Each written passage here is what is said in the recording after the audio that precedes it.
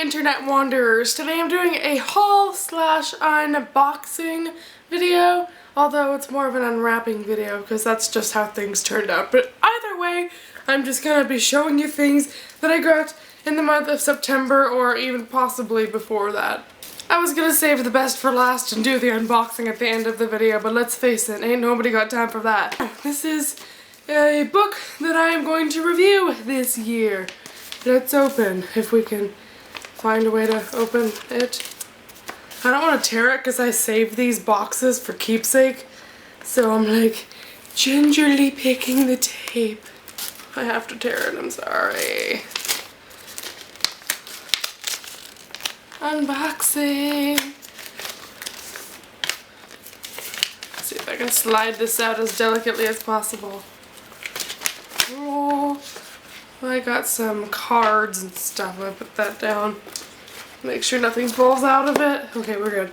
The Green Mountain Kids by Matthew Pearce. Cool. Yeah, I'm actually really excited about this one. It's basically about how, like, they're in a world depression, and then these kids from Mountain Gap High School like get headaches, and then people from black suits come and grab them and take them out of school. I don't know exactly what we're dealing with, but it sounded neat. And this girl on the cover looks like someone I know, so that was, I don't know, weird coincidence. So yeah, I'm definitely going to be reading this year. I'm really happy about it. It's on Amazon in both Kindle and paperback. The Kindle version is 99 cents, and book 2 in the series, Green Mountain Winter, is out in December or January, December/January.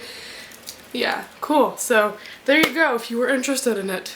Now to my pile of things, which is right here, and it's heavy because Harry Potter happened, but yeah. Let's just talk about these lovely little creatures next. At the beginning of the month, I met a fellow booktuber, two fab sisters, at a bookstore. We were like, what? We live in the same area? Why not, like, conjoin and become friends or something? So we ended up meeting at a bookstore and we went book shopping together. Cameron and Brianna are so nice and hilarious. It's so much fun to hang out with book people because I'm just like, have you read this book? Do you like the series? Have you not read this one?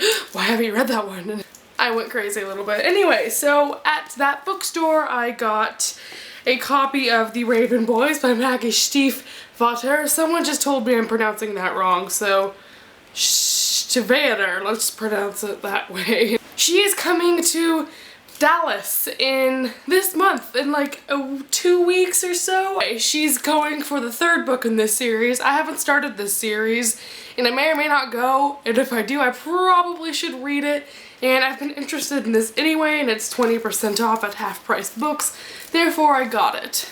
Then for $1 in the cleared section I found 13 little blue envelopes, which I hear is just kind of like cutesy, girly. Yeah, and it's $1, I mean, I had to. Then I was just randomly snooping through the children's section and I found A Dog's Life by Anne M. Martin. This was a book that I remember from my childhood, although I don't remember what happens. This was $3, which I'm now thinking is kind of ridiculous because I'm not going to read this for a while, and for $3 I think I could go without this.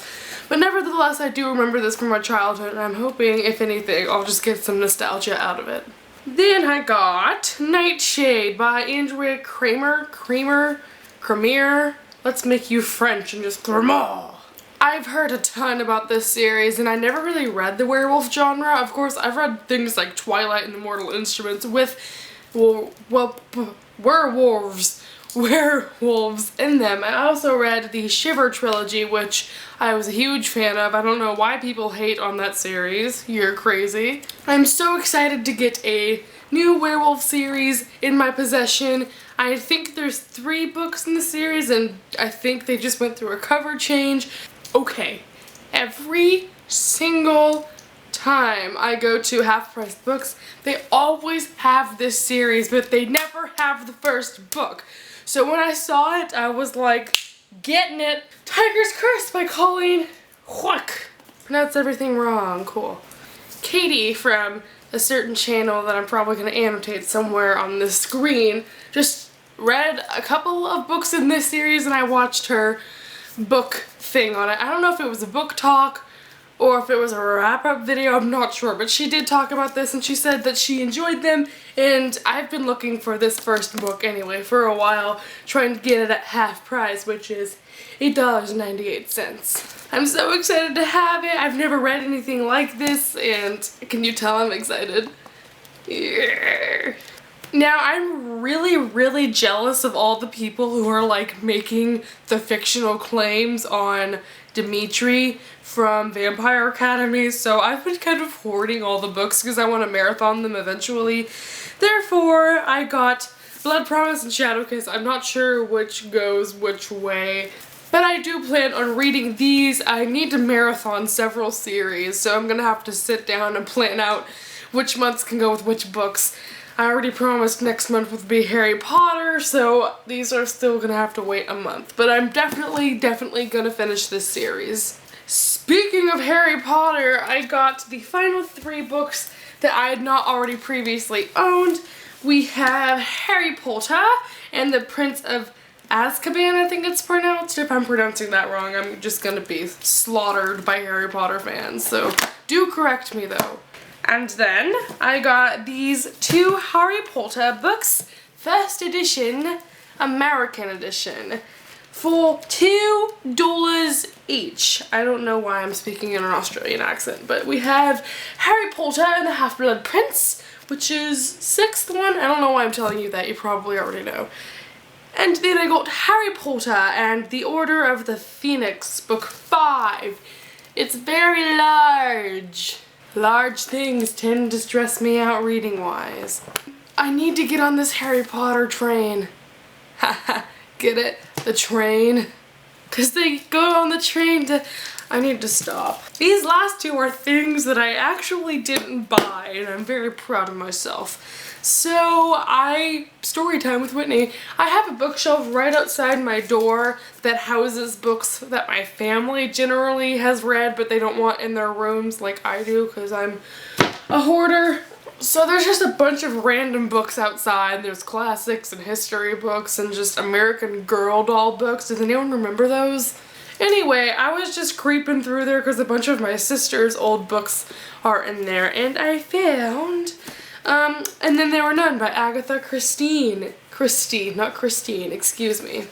I hear a ton about this book, and I didn't even know we owned it, so it was free because it was outside. I already owned it. And I quickly was like, transfer into my TBR pile. So this is, okay, I technically owned it before. So I don't know what to call this, but I have it, like, I am aware of its existence now. And lastly, I actually found this in a box in the garage that was going to garage sale. Anywho, I found a book by Libba Bray, which I didn't know we owned. A Great and Terrible Beauty. I've never read anything by Libba Bray before. I have her Beauty Queens book. I've seen The Diviners being hyped. I've seen Going Bovine, I don't know what title that is, but I've seen a ton of hype behind her writing, and I found this for free, new condition, just a little bit dusty because it was in the garage for like a year. So yeah, I'm excited that we have words. And that is all that I have to show you for books that I have. Again, I'm still on book buying ban. I made one exception because I was meeting a friend. I'm going to try not to buy any books in October. I will probably fail, but I'm going to try not to buy any books in October. And until then, I will see you next time. So thank you for watching.